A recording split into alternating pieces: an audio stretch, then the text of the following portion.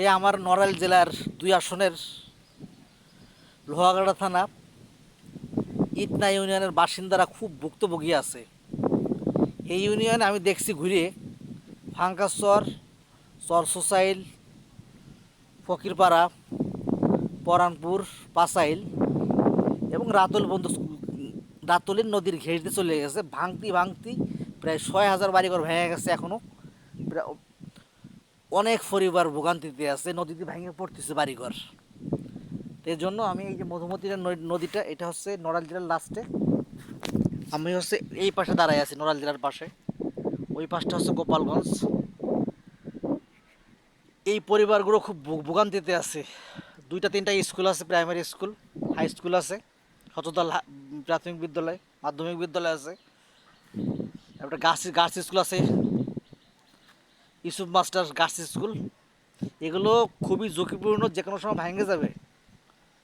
আমি বাংলাদেশের প্রধান উপদেষ্টা ডক্টর মোহাম্মদ ইউনূসের কাছে অনুরোধ করছি, তিনি যেন আমার এই এলাকাটার লোক পাঠায়, যে ফাঙ্কাসচর, নড়াইল জেলা ইটনা ইউনিয়ন, লোহাগাড়া থানা, ইটনা ইউনিয়ন, ফাঙ্কাসচর গ্রাম, ফাঙ্কাসচর আর চর সোসাইল যে মৌজাটা, এই বড় মধুমতি নদী থেকে এই খালটা ঢুকছে। খাল এখন বড় মধুমতি নদীর মতো হয়ে গেছে, ভাঙতি ভাঙতি।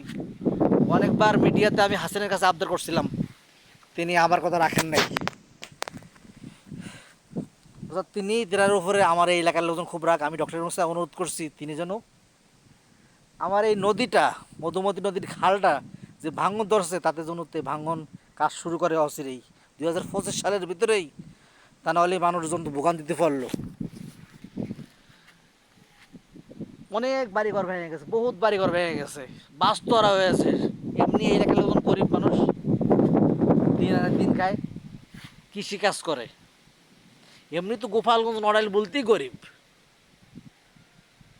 যাই হোক, ডক্টর ইউনূস, আপনি যদি আমার ভিডিওটা দেখেন, তাহলে আপনার কাছে আমি অনুরোধ করছি, আমার এই মধুমতি নদীর উপরে নজর দেন।